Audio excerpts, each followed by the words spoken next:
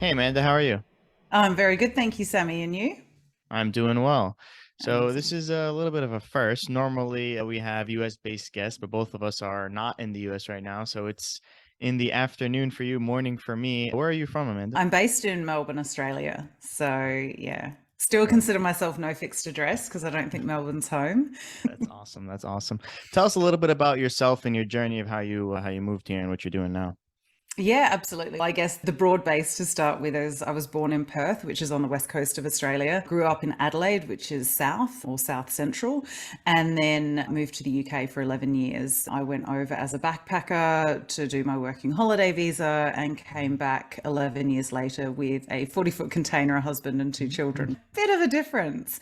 And we ended up coming back and settling in Melbourne. And then obviously life did what it did. And I have to honestly say, I think if it weren't for the kids, and I've told them that, so there's no surprise if they do listen to this, if it weren't for them, I don't think I'd still be in Melbourne now. Like, I love it. And also, I don't think it's home yet. So who knows where that is? What makes you say that? Is it because like the lockdown and everything was very, I imagine, tough? I know Australia was one of the most shut down countries in the world, and Melbourne specifically, I think, was number one in the world in Yeah. terms of cities that were locked down. Yeah, look, I there's a lot of different things. Look, Melbourne was voted the most livable city and all of that sort of stuff for years in a row.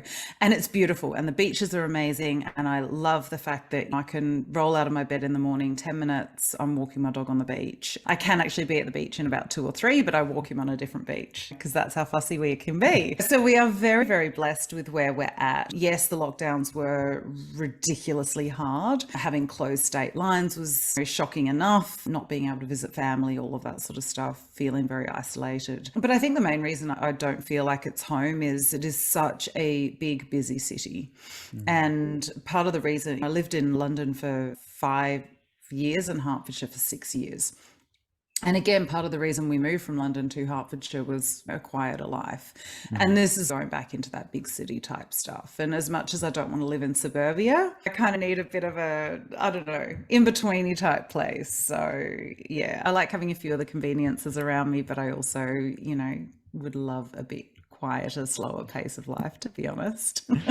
Yeah, I think a lot of people sometimes get energy from the big city. Like in US, it's New York. Obviously, some people Yeah. get that energy from it, but also it's Mm. very tiring if you have to deal Yeah. with traffic all the time, or just the amount of people can be draining.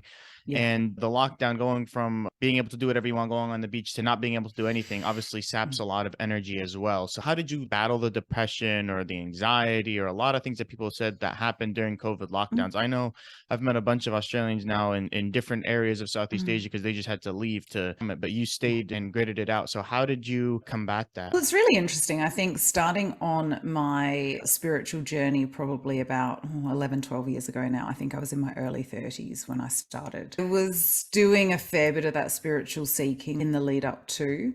I had just in at the beginning of 2016, I left my marriage. I was studying. I think I did about 6 years worth of full-time study in 4 years. Like I smashed the study out the park. I was starting a new business.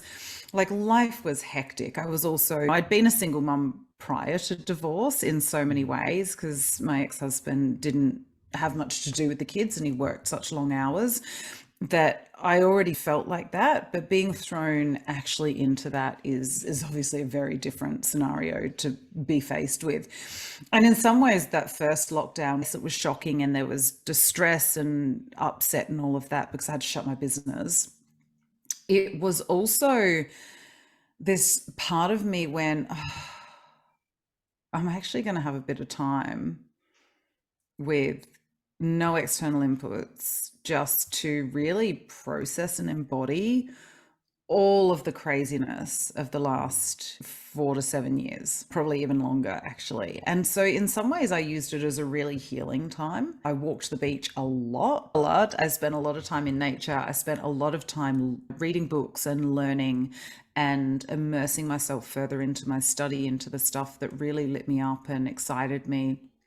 I still service the clients who would go online. And again, I think there was that uncertainty. I think having the service based business where a lot of my business was face to face, having the constancy of open up and then you shut down, and then you open Mhm. up and then you shut down. And there was one time that we were only open for about a week before we were shut down again. And every time I shut my business, I probably lost between 70 and 90% of the client base. So there were times, obviously, where new people would come in, but again, because everybody else was in this financially uncertain time. And I have to say, Melbourne has still not recovered.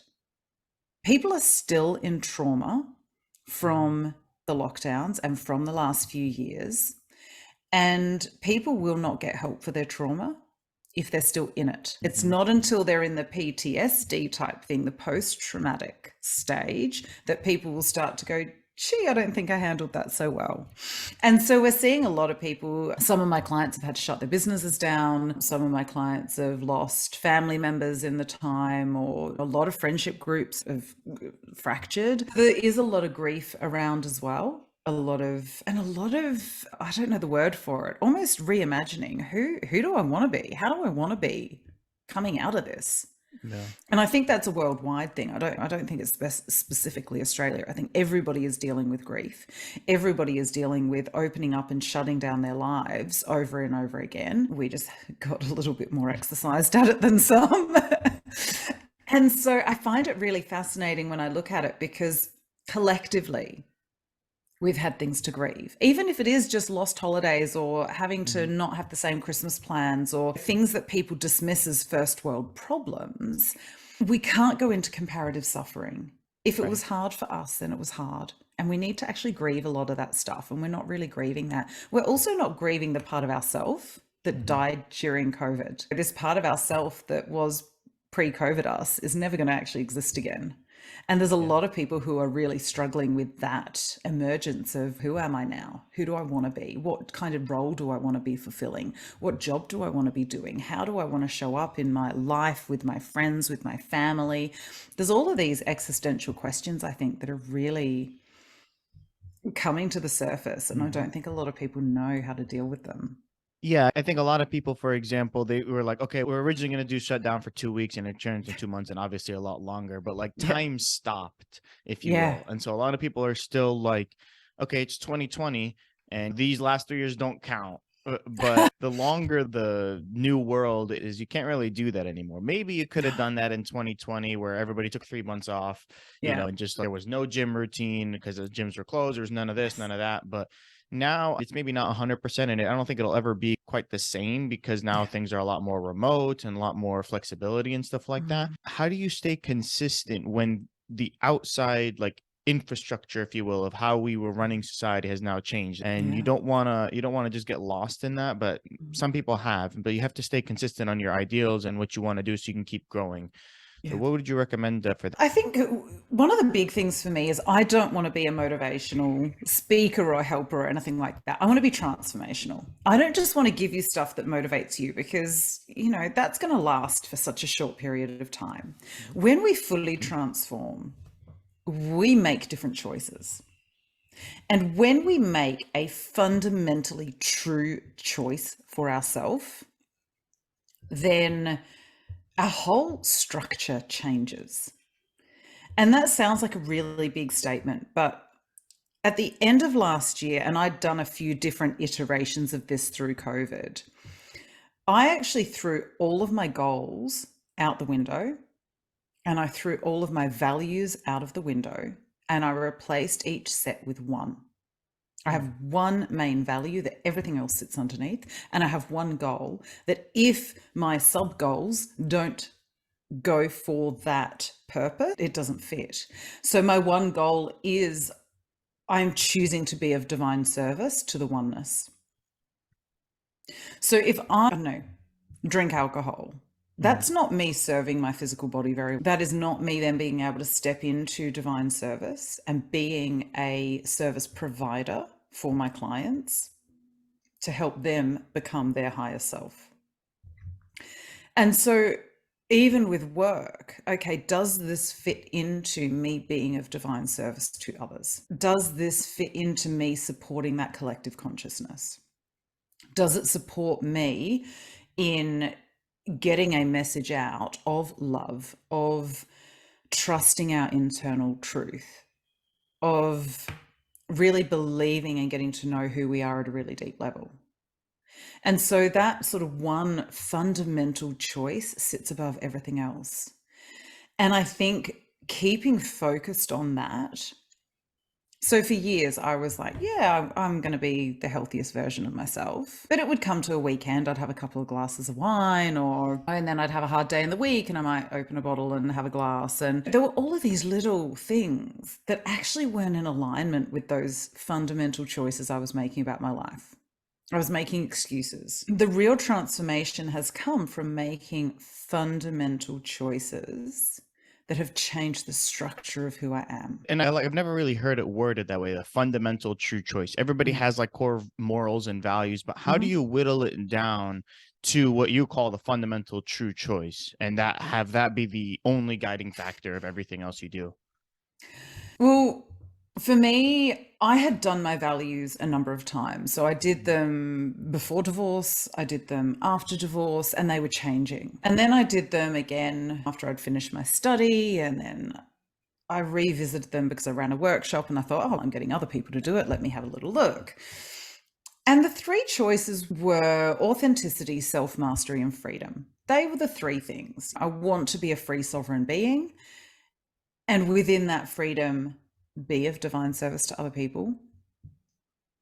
I want to be the most authentic version of myself. And I want to be a master of myself. I want to understand myself, my behavior, my reactions, my shittiness, my shadows, all of the different messy parts of me. I want to understand them. Because the more I understand them, the less they create friction and the less, therefore, they will explode out into the world. And I can choose how to use them, when to use them, when's appropriate. So this has come from obviously a lot of years of self-development, of spiritual development, of study, of going to the depths of my own traumas, the traumas I've inflicted on others, all of that sort of stuff. So it's not been an easy process, let's put it that way. However, once I looked at those three values, I was kind of going, well, why do I need three values? Is it because it's because I've been told that's the ideal number of values.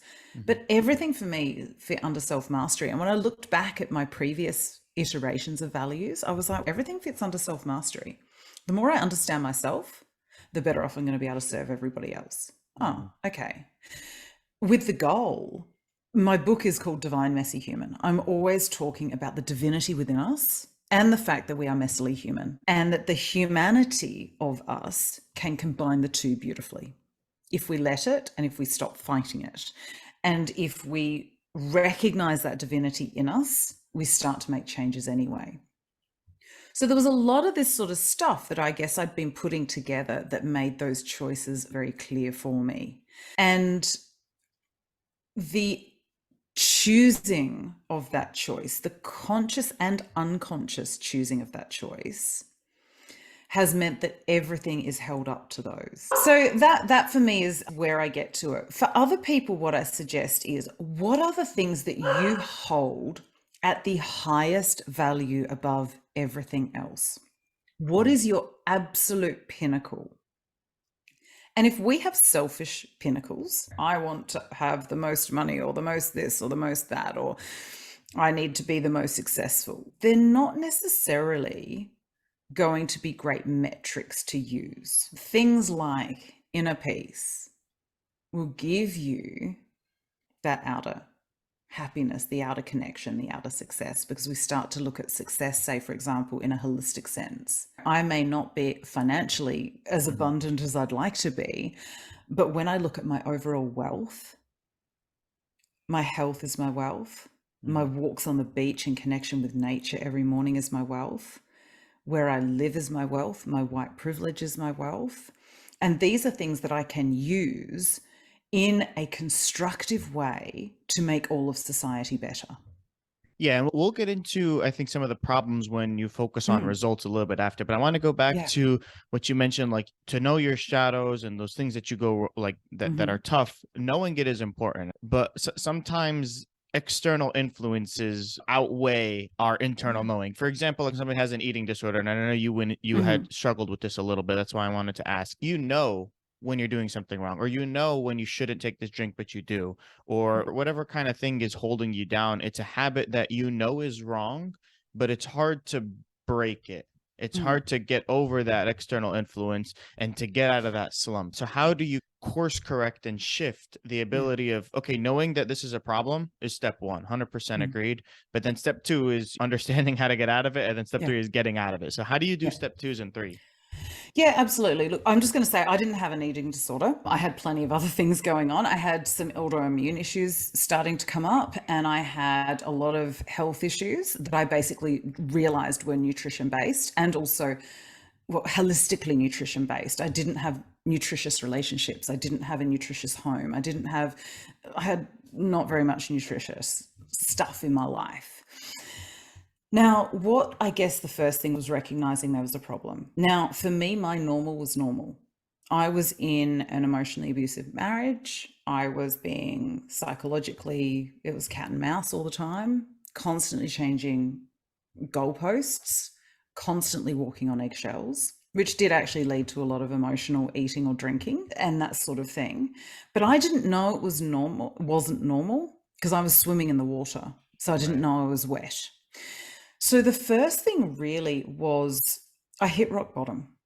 Mm. And I know that's awful, but I did. And then I would bounce along thinking I was at rock bottom, and I'd find a whole new level of rock bottom. And that probably went on for quite some time. But during that sort of bouncing along and finding different layers of low to get to, yes, I was probably in depression. Yes, there was quite a bit of anxiety there. But those smackdowns were actually how I started listening to my inner voice. My inner voice had been telling me for years, get the hell out. Get the hell out. This is not good for you. This is not good for the kids, all of that stuff. And I ignored it.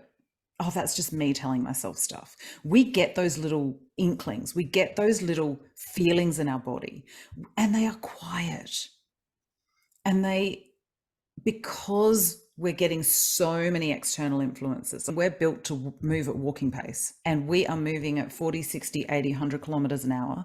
We are having lights and sirens and flashing and messages and all sorts of inputs coming in all the time. So when you have a little flutter in your gut or a little red flag go up, it's such a small feeling, fleeting message that it's so easy to not see it, not hear it. So actually the first thing I had started to do during this bumping along rock bottom was going in more.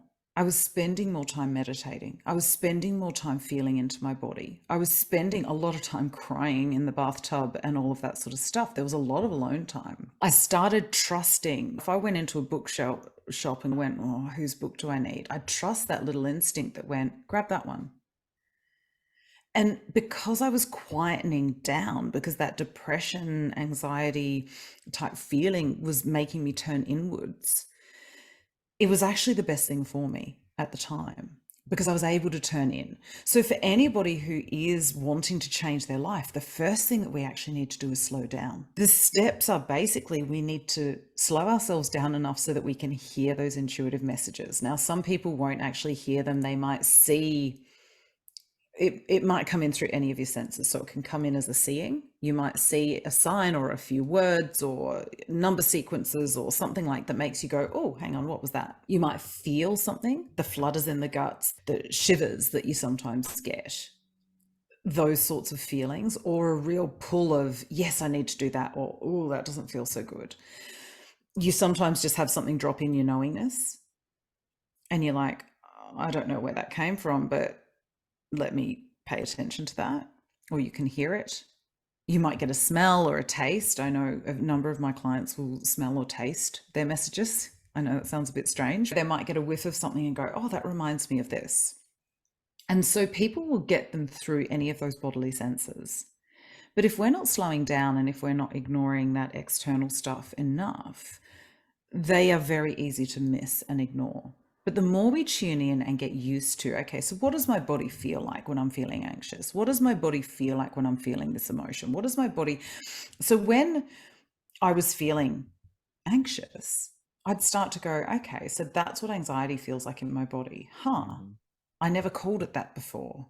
Okay, so what did I call it? I would call it frustration or anger or Any negative. discombobulation, Yeah. or I would find a different word for it. Okay, but that's what I'm going to call this feeling. When I was feeling sadness, there's how many different types of sadness you can Mhm. feel. And so I started to give a bit more color and texture to the things that were going on in my body. This is this emotion. This is what it feels like for me. This is what I'm going to do with it. And so that really helped. And so learning to hear it is one thing, and listen to it, which is obviously very That's the different, harder is part. another Yeah. thing. But then it's also learning to trust it and act on it. So all of those intuitive messages that I got for years telling me, get out, this Mhm. is not healthy for you, this is not healthy for your children, this is not healthy for anybody in this relationship. Those messages I was too afraid to act on. Right. Now, some of the messages I act on, I'm going, oh my God, am I crazy? Am I crazy? Because this makes no sense. But I act on it, and all of these magical things happen because I trust that inkling. I trust my soul guidance to show me the right path. I see people who are miserable in their work. Now, what do we do when we're miserable at work? Let's go and survey monkey everybody that we know, tell them all about how shitty my job is. And then hopefully one of them will say, you know what, I'll write that email for you to quit. And by the way, here's another job. That's what we're hoping for. But realistically, we know deep down the reason we're asking everybody about it is we're trying to make them make the decision for us that we actually know we need to make. The second you ask somebody, what do you think of my partner? Should I those questions that you have about your relationship? Guess what? You already know the answer. Yeah. And that's why the question's coming to you. And so I find that the gap between me hearing the intuition and acting on it gets shorter and shorter. And that works because I've developed an internal scaffolding, which is a spiritual practice.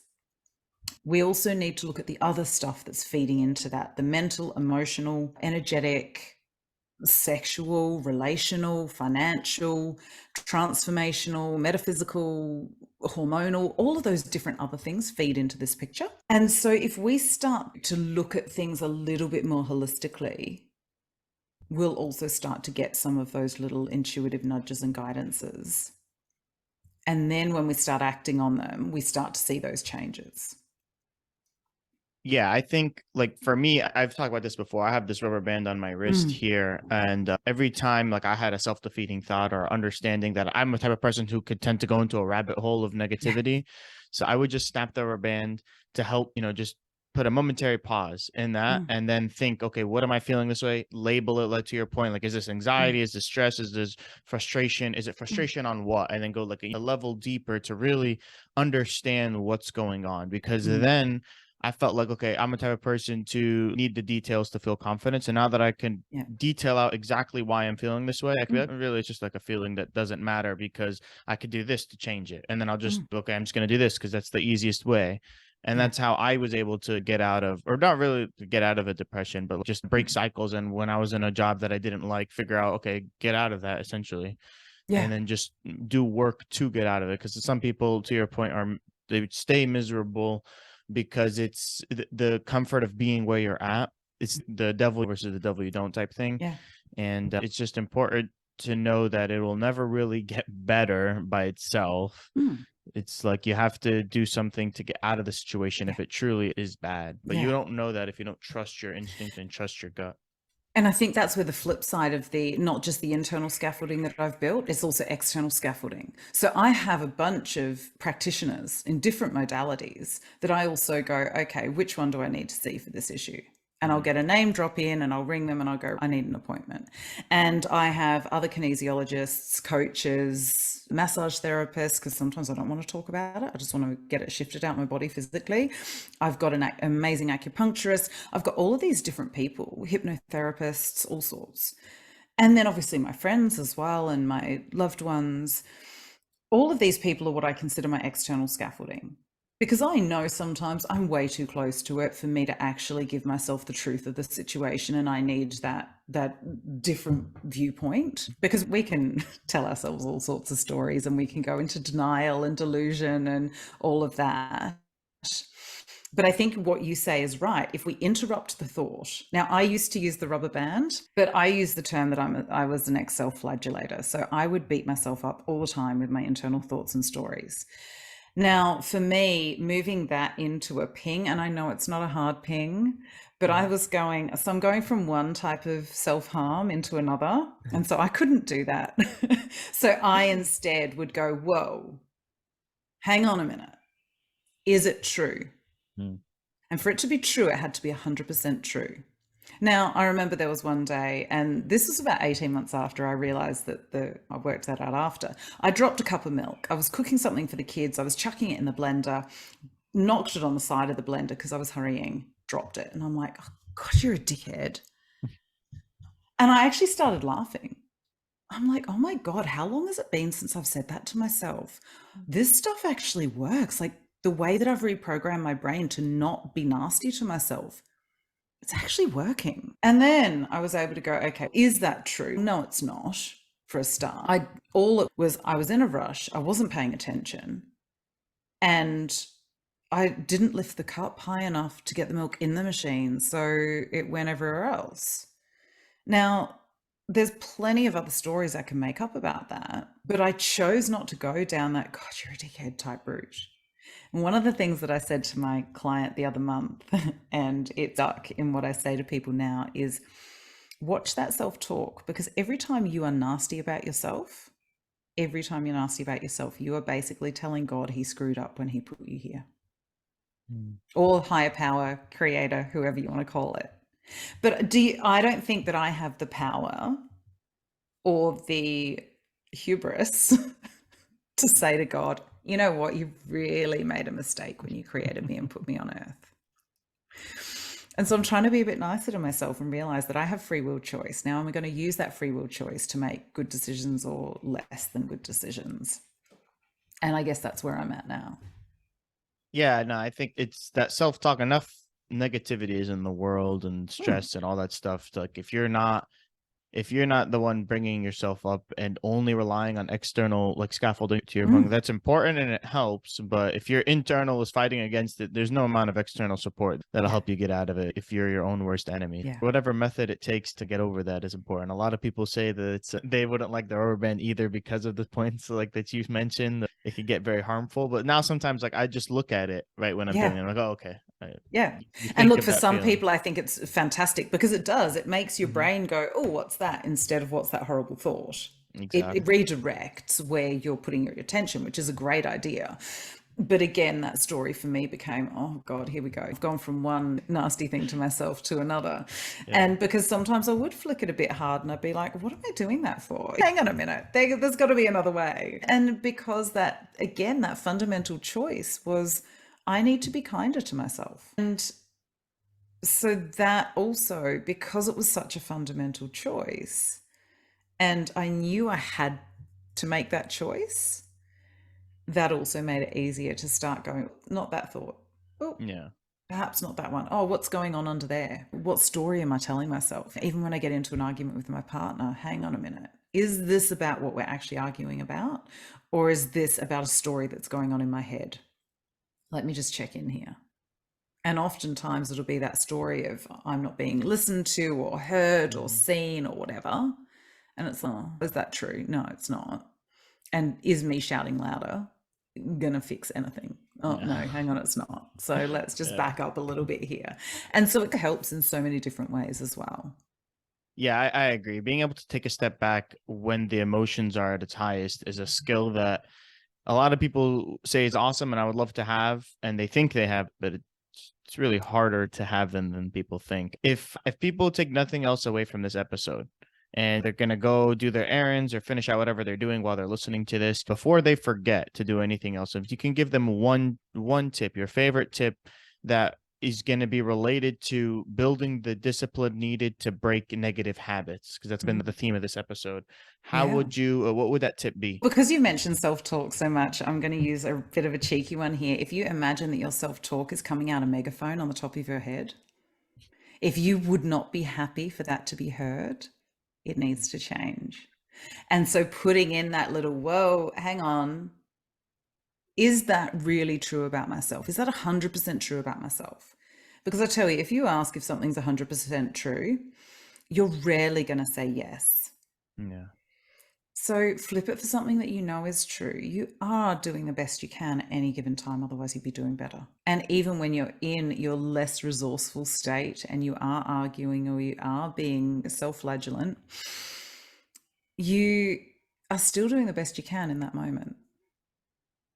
Now, once you're aware of it, we can do better. And so that kindness comes in as well. But think about that little megaphone. And if you'd be happy with that, then you're doing a great job and nothing needs to change. Yeah, I like that. That's a good one. And I think this was an awesome conversation. And if people want to continue to follow you and learn more, where can they find you? The easiest place to start is my website, which is www.amandakate.com.au. And from there, you can pretty much find all the social links. So Facebook, Insta, LinkedIn. The only one I don't think I have on there is my TikTok, which is at Divinely Messy. Okay. Awesome. yeah. Awesome. I will have all of that in the show notes for sure. Wonderful. And I appreciate this conversation. I feel like I learned a few tips as well. And that's part of the reason why I love doing this. Oh, fantastic. Thank you so much, Sammy. It's been great to connect with you and keep bringing your light into the world. Thank you. You as well. Thank you for listening to another episode here on YouTube. For more videos like this, please like and subscribe.